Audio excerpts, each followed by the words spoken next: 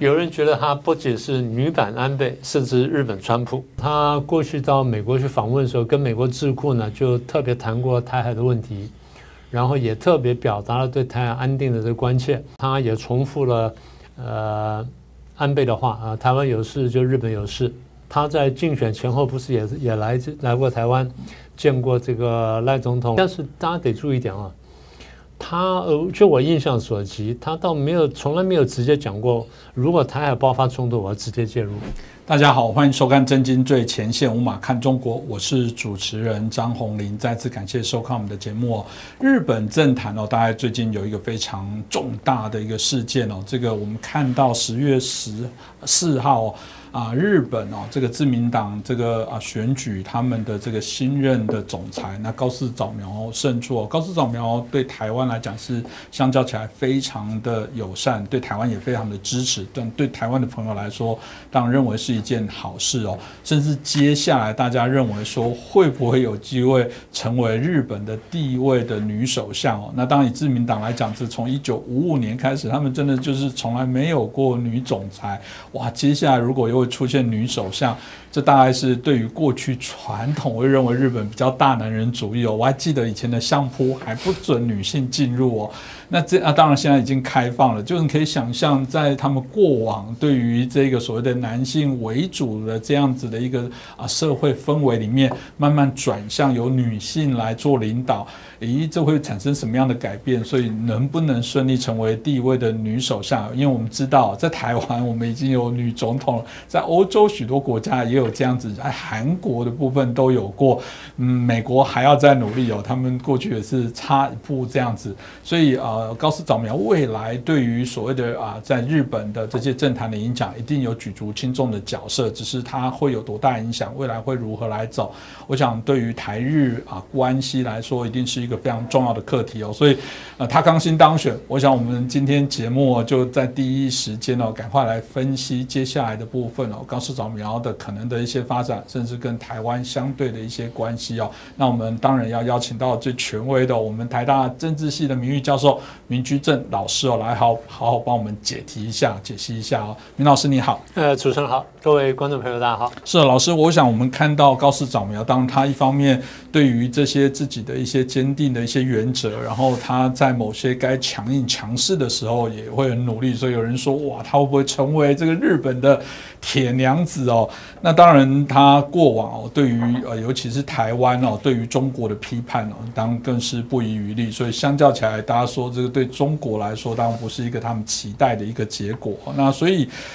当然大家认为他也会延续安倍大家对台湾人对安倍基本上我觉得还是非常的感念特别他也同样的提出了这个台湾有事就是日本有事，把台日的命运共同体绑在一起。老师要怎么看尤其是我们看到美中的对抗那当然美国重新在汇整这个所谓的我们谈到的这种所谓的它的共同价值链的这种国际秩序的重整，日本就是扮演美国在亚洲非常重要的一些角色所以大家有说美中日台或这个接下来这个发展到底会如何？老师您怎么看呢？我想你刚刚有一句话很有道理，就是他现在虽然是在我们做节目这个当下呢，高市早苗虽然当选了自民党总裁，但是目前还没有100%确定他能当上首相。看日本的接受程度真是该如何？就是我不能，当然现在看起来就是呼声非常非常高，但是我必须提醒大家，还有一点不确定性在。所以今天我们谈的东西呢，就是怎么说呢？只能说，如果他当了首相的话，按照他过去的发言记录跟从政记录，他大概在哪些问题上会采取什么政策，我们只能这样说。那万一几天之后他没当选的话，那就是说我们就只是预测一下嘛，只是这样。不过他至少是这个他们为主的执政党的，就是自民党的总裁，光这件事对于党内的相关的影响还是会有。对，就是他作为自民党这个当选的第一任女总裁，那这个是没话讲了，对不对？自民党从1955年，就是刚你说的，从1955年成立到现在70年了，这第一个女总裁已经很了不起了。那再一步变成首相的话，那就当然更厉害一点点。不过我就说有不确定性，不确定性在什么地方呢？我想很关键就是它的那个政党的结构。一个是其实大家都晓得，因为自民党呢在日本的国会呢没有过半数，它在两院呢都是少数，所以这个就有一个限制。当然，即便这样，它也不是说不能阻隔了，我们等一下详细谈。所以这个是第一个问题。第二个问题就是高市早苗虽然当选了自民党的总裁，但你回看他上一任，就他跟这石破茂竞争那一次，你就晓得，其实那一次他前面第一轮已经赢了，那第二轮为什么输掉呢？因为党内那些这个议员票什么倒向了另外一边，那么这次他赢呢，是因为议员票倒到这边来了。而如果说这2天的新闻是对的话，小泉进次郎呢，在投票前2天呢，已经这个大肆庆祝，几乎已经在开庆功宴了。所以换句话说，小泉进次郎那时候也有相当把握，认为自己会当选。所以高市早苗当选呢，坦白说，当时两者呢都是伯仲之间。好，那么也就是高市早苗这次能当选，很重要一点，就是因为前首相麻生太郎的支持。麻生太郎动员了他的这力量，然后把全部导到这边来，然后支持了他。一方面造成了高市胜选，但反过来就带来了疑虑。大家认为，那是不是麻生太郎的这影响力会变得很大？因为马上就宣布麻生太郎做这个他的副总裁，做他的副手，所以大家认为啊，他是一个傀儡，然后这是个麻生政权，然后他也讲说啊，人事很多部分会尊重麻生，所以这样是不是叫做是麻生政权，而不是说高市政权呢？那这点呢，大家是还有待观察。这个我现在问了一些日本的朋友，或跟对日本政情比较熟悉的朋友，加上一些我的观察分析呢，我觉得应该这样说，一半一半。也就是麻生是党内的这个大佬，然后他的确有相当的能力。那么如果说高市你自己本身的这个派系这个力量不足的话，你跟党内大系合作，这个在任何政党里面其实也都并不罕见了，也并不罕见。所以这样就断言说这是麻生政权，我觉得还不完全公平。因为反过来说，就是如果麻生这个人他的胸怀够大的话呢，他也会让高市做相当的发挥。因为毕竟他们坦白说，如果我们刚刚讲的是对的话，就是自民党现在看见他的信任危机，也就是在国内在这个日本的内政上面啊，他的确有危机，否则不会这么多次他这个国会呢半数不过半。他这种情况呢，其实一段时间了，所以你怎么去拯救这危机呢？一方面就是推一个女首相出来，现在是女总裁了，将来是女首相了，推女首相出来。第二就是，如果他真的能够做得好，起死回生的话，那的确会帮到整个自民党。所以麻生呢，他不完全是出于派系的考量，麻生一部分也出于对自民党的考量。所以这点呢，我们还得比较公允的说。但是另外就是。你看到高市有一个，就是刚刚上台之后就有一个争议的事情，他提拔了一个人叫做这个秋生田光一。秋生田光一，大家如果对日本政治有一点点了解的话，就晓得他是一个所谓礼金事件的一个主角。礼金就是他们那时候有参券的回扣弊案，他就是主角。所以他这位议员，他的这个国民形象到什么地步呢？据说有一次这民意调查呢，反对他的或认为他有罪的，或者说不能接受他呢，几乎接近80%。那现在你高市又启用他，这点对高市来说可能有危险。那这个我们还再看一下，这第二点。第三点就是他自民党，我们刚刚不讲说他已经很长时间不过半嘛，所以他现在才200席不到嘛，你要过半233席嘛。你200席不到，所以他很长时间的跟公民党合作。公民党现在是24席，那自民党是190几席，两个加起来是210几席，你离过半还差个差不多17、18席，所以你有本事就再联合小党。你如果说不能联合小党的话，那变成说少数执政。少数执政，我们晓得在这种情况总是有危险的了，所以那这个总是风险很高。那万一啊，因为高市到现在为止给人的印象就是他比较右派。那当然，在一些日本的左派的媒体或偏左的媒体呢，就称高市为极右派。或极右倾，严格说不完全准确，因为这个以日本的光谱来说呢，你要比它更右呢，那还是有的。所以你说它极右，那还没有，它就是比较偏右，那这是事实。那有人就说啊，是不是因为这样，所以公民党就不能跟他合作了？有人提出这疑问，但是现在还很难说，因为是什么呢？因为公民党长期跟自民党合作的时候呢，他的确得到一些好处，他分到了一些，其实他分到了比他比例更多的东西，更多的席次跟更多的这个权利。所以如果说他们依旧照惯例这样分，甚至多分一点的话，公民党未必会弃他而去，因为你对实质政权来说，毕竟大家还是追求的，所以我觉得这个是他现在我看起来就是比较有不确定的地方。对，老师刚刚提到的，可以很清楚知道他在整个政治样态的一些倾向的部分哦。但大家一定会很好奇说，那他在经济、在社会方面，他的态度又是如何呢？因为这样说，就是我们再强调一下。他现在还不是首相，所以他也没有发布他的这个最后的那个首相当选首相之后中央政策，所以我们只能说就他过去的发言跟他这个当议员的记录呢，我们来观察，就是他在各方面会推出什么政策出来，当然也包含了他在党内选举的时候他提的一些想法。在经济的部分呢，他觉得说他必须要重整经济，这个大家都知道了，因为日本长期经济不良嘛，所以他觉得要强化经济。他当然说是要延续安倍经济学，不过有人对这点会有点怀疑，因为有人认为哈，他现在所处的日本的经济态势跟安倍所经济态势不太一样，所以不可能会照抄。但是他的确高市的确讲过，我要采取像安倍一样的这种经济政策，我积极财政扩张，要宽松货币政策，他都这样讲了。但到时候那可能真的会这样做吗？我们还在仔细观察。那么在这个强化经济部分，他说我要重点投资高科技，这大家都知道，因为现在高科技这个正好是当红的时候嘛。现在而且这个黄仁勋讲说，现在可能是工业革命2.0或3.0或者 AI 的2.0，那这个未来发展的无可限量，所以高市说我们要重点投资这些东西，然后要强化国际竞争力，要减税，要发放现金刺激消费，这都是他讲过的话。但是日本经济应该，我想大概不会到发放现金的地步，所以我们还在观察。好，那么在物价的方面呢，我觉得最重要一点就是他承诺要降低汽油税，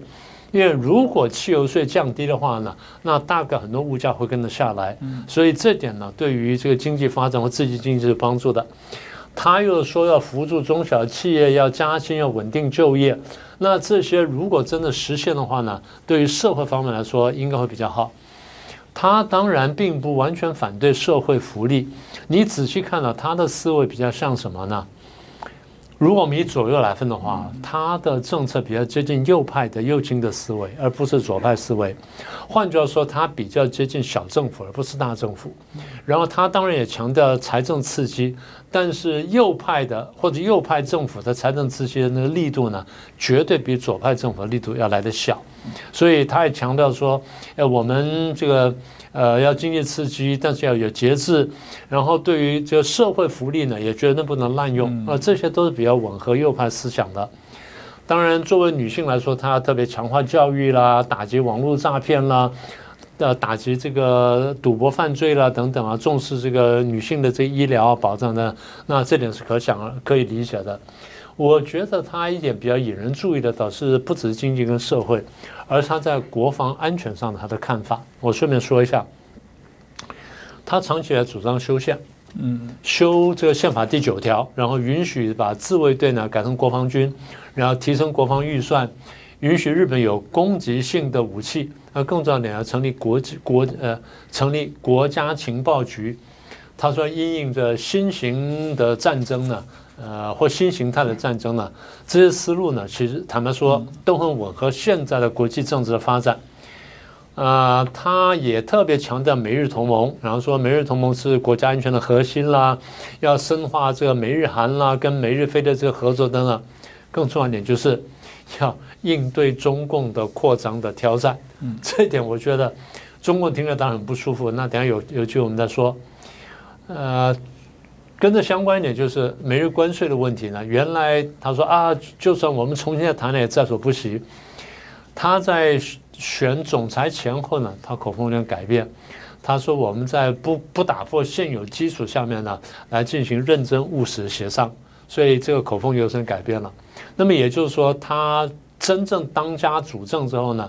可能未必像过去那么强，因为过去当议员你可以这样说，现在你是当家了，你可能很多地方得圆融一点，我是这样猜的。老师刚刚提到这个，他如果未来真的有机会成为首相，毕竟还是全民的总统的一些概念嘛，这个我想每个国家大体都一样。你可以说他换了位置换了脑袋，你也可以说啊，不然我若不重视其他的，你们又说我独裁。我觉得这民主政治的这些元首必然都有他的必然的挑战啦。那刚刚老师也说了，如果这样大家就会有一个大问号。过去他的确非常挺台，他对中国是非常的批判的他甚至喊出大家有人说让北京坐立难安的话，他说什么台湾有事就是日本有事，他延续了这样的一个说法。而且他说我们知道我们日本人都对中国非常的愤怒，然后甚至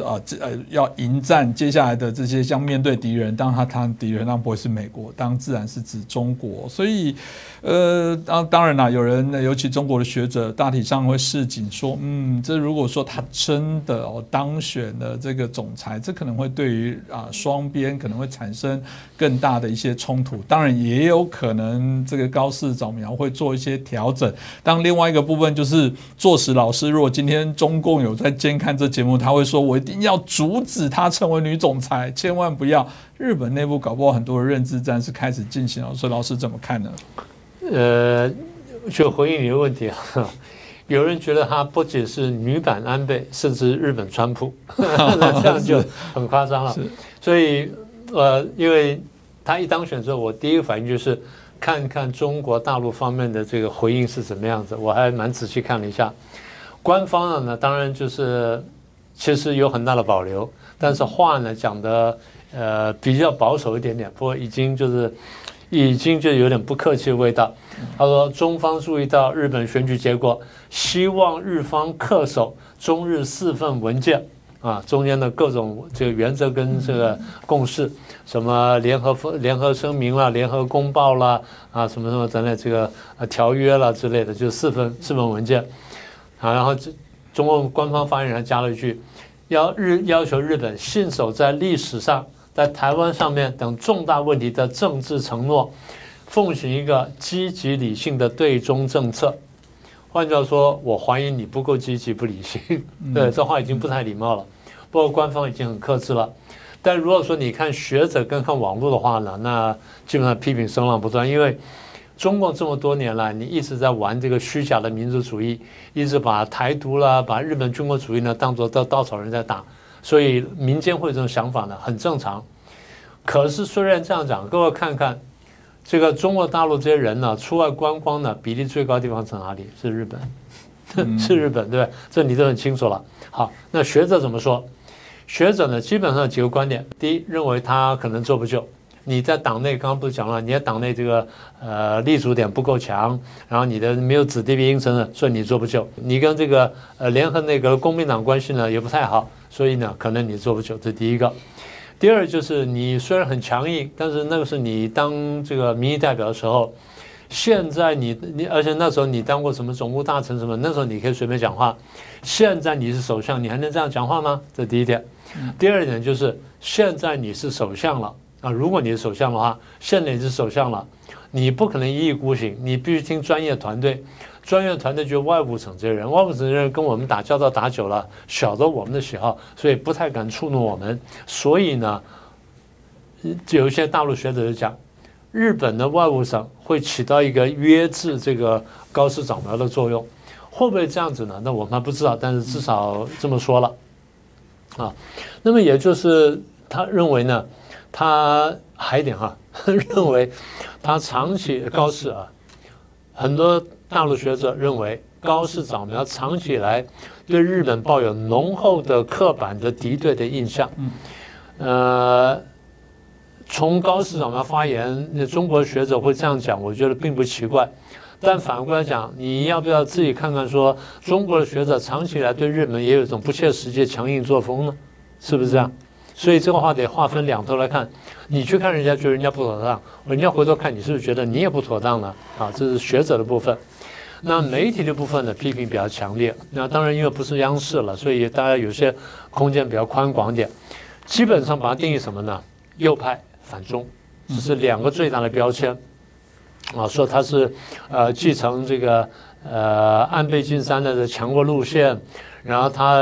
高市早苗呢从过去记录来看是一个强硬的保守的右翼政客，这话是很重的话了，右翼政客。那甚至有些媒体还骂了什么超右翼啦，是一个反中首相啦，什么等等。如果我没记错澎湃新闻还帮这个专题。对他的历史的这个立场，对历史问题的立场，跟他过去政治背景呢，发出很多警惕的话，可能不尽公允，但是代表了就是中国大陆方面呢对于他的一些不信任。大概现在基本上会环绕在几个话题上面吧。一个是历史问题，也就是中日双方历史问题；第二是台湾问题；第三个就是参拜靖国神社。参拜靖国神社。应该这样说吧，对于中共方面就始终拿来就是痛打日本的一个点。那至于说这个话公不公允呢，他可以讨论，但中共方面就紧紧抓这个不放。所以这点呢，后来人家就问高市说你会不会去参拜？他说看情况决定。就跟刚刚讲说的强硬立场呢，的确是有所拉回。是哦，当然我们在延续这个话题哦。高市刚刚也谈到，他也提过台湾有事、日本有事哦，延续安倍先生所谈到的这些概念哦。那刚刚老师有说了，目前当然还不确定他是不是未来能有机会哦成为日本的第一位女首相哦，但至少他在态度上来讲，过往我想这也是他一直很鲜明的一个标志哦。你说他要做一个很大的改变，我相信也不是那么容易哦。这个政治人物，我们当然不是没有看过这个180度大转变的，但我想他对于日本，如果对于他自己的这种所谓的品质，对于自己的这些形象的要求，我想他也许会调整他的手段跟策略，但内心的价值的想法，应该都还是非常的确定跟肯定的哦。所以大家就会说，如果这样子来讲，台海的情势未来的这个紧张程度，如果他当选了，会不会是更为紧绷？但不管怎样，如果假设今天真的是他有机会的话，这个未来老师怎么看到？就是美日台这个，甚至我们就是日台或者是中日台未来的这些改变，特别是台湾会因此或者整个亚洲地区会陷为更加的动荡吗？好，我想这样说。就算这个高市早苗当了首相之后，那态度比较坚定，然后立场比较强硬，那你觉得让台海情势紧张的会是高市吗？还是中共？就挑衅的一直都是中共啊，挑衅的就是回过头不管谁可能都是如此。就这意思嘛。这倒是一个很有趣的问题。你想想看，你觉得会让台海情势紧张的是高市早苗的几句话，还是中共的动作？中共应该是不管是谁，他都会不开心，对嘛，就这意思嘛。中共听这句话也不高兴，听这句话也不高兴，听着也觉得不满意，看着也不满意，所以真的出问题是中共，真的会制造问题就是中共嘛。对了，高市早苗可能会讲一些不好听的话，做一些不好看的事情，或者是让人家不愉快的事情，但中共做的事情不是更糟糕吗？我们不是应该更责备他吗？那有人会说他高市会不会进一步推动安倍的这个挺台的这个安全路线什么等等，甚至推动军事合作？我不能排除这种可能性，但以现在情况来说，我认为机会不是太大，除非中共动作变得更大，更具威胁性啊。那有人就想这个刚刚不是说了吗？怕高市早苗呢会这个讲话或什么的会踩到中共的几个红线。第一个红线就是台湾问题，第二个红线呢就是中日关系历史问题，第三个红线呢就是领土问题，譬如钓鱼台啦什么等等的，那这些呢都是三大红线。对，但是这个红线你觉得真的是中共应该画的吗？还是说大家应该对中共画红线？是不是这样子？好，那这是第二块。第三块呢，其实不管怎么说，就像你说的，任何政治人物到这个位置上的时候呢，他其实都有一些内外的制约因素嘛，对不对？是这样的吗？那内部我们不说了，外部的制约因素呢，第一个一定是美日安保。那你不管美国换了哪一个总统，日本换了哪一个首相，除非你不要美日安保，你如果要美日安保的话，大概你都会认真考虑，就是我这动作做下去之后，会不会跟美日安保冲突，然后会不会引发什么问题？这第一个。第二呢，现在美国总统是川普，川普也是一个不太好惹的一个人，然后大家也都怕得罪他，所以我认为对于这个高市早苗来说，他也会考虑，不管美日安保也好，或者是川普也好，尤其是川普，我怎么样，我这动作做下去之后，话说下去之后，我是不是要考虑一下川普的反应，对不对？这第二个制约因素。第三个因素就我刚刚讲的中共的作为，我就算不说什么话，不做什么事情，你中共会不会干什么事儿？毕竟这么多年来搞了很多事情是中共啊，是中共的动作、他的行为跟他的言语跟他各种做事的方式跟方向影响到大家，大家才这样回应你嘛。所以中共的行为我觉得是更加关键。当然还有一点了，就是日本跟中国大陆之间的经济关系，他们毕竟经济关系算是比较密切的。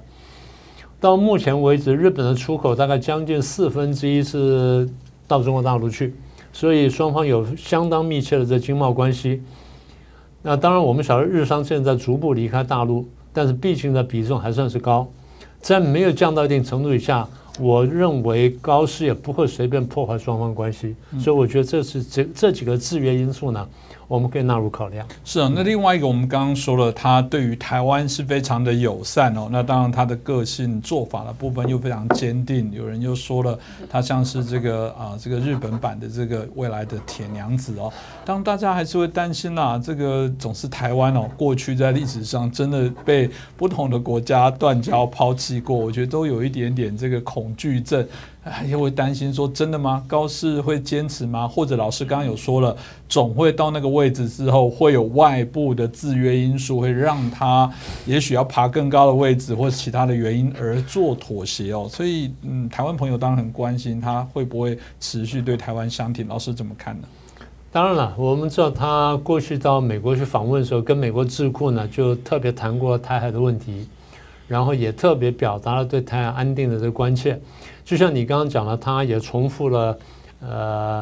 安倍的话啊，台湾有事就日本有事，所以大家都认为说他很关切的问题，这是毫无疑问的。然后他在竞选前后不是也来过台湾，见过这个赖总统，然后见过这个我们国防部长等等，也都交流过，所以这些我们都很肯定。但是大家得注意一点啊。他就我印象所及，他从来没有直接讲过，如果台海爆发冲突，我要直接介入。他好像还没讲过这话。当然，就以他的身份来说，那时候可能不一定合适讲。现在当了首相之后，我觉得讲的机会可能是更小，而不是更大。这并不是说将来台海有事他不会介入，不这意思。只是他没有直接这样讲，他只是说台湾有事就日本有事，他毕竟没有直接讲说我就要干什么。所以现在回头来看，我觉得光说这个高市早苗的对台政策，光说这一块的话呢，一样了，还是它有3个制约因素。第一个制约因素还是美日关系，就是他对台湾怎么样，他必须考虑美国的态度。第二就是中日关系，他跟中国大陆之间关系。第3个就是我刚刚讲过，中共对台湾的威胁程度。大家今天之所以对中共这样，是因为你中共大家干了什么，这点很重要。大家如果看不见这点的话，那没有用的。也就你中共首先就是干了很多事情得罪大家，大家才这样反应你。所以如果在高市上台之后，如果高市真的上台了，高市上台之后，中共对台湾的政策趋于和缓，因为某种原因趋于和缓的话，那他大概也不会去升高。那如果说中共对台湾的态势升高的话呢，那你要高市早苗向后退，我觉得那也很困难。是，所以我觉得这个恐怕还是一个最后的最关键的因素。值得大家好来观察。但不管最后有没有，我相信他在日本政坛至少在现阶段这样的一个角色，一定还是扮演重要的关系哦。另外，我觉得倒是一个有趣的花絮，撇开这个大家谈起来有点严肃的话题，其实我对高市早苗跟他先生的这段恋情，我觉得蛮特别的。因为台湾的朋友很多人在谈到高市早苗，当原来到40多岁都还没结婚，那有一年他没有连任成功。功，但他觉得他有非常好的幕僚团队，他应该要移转给一个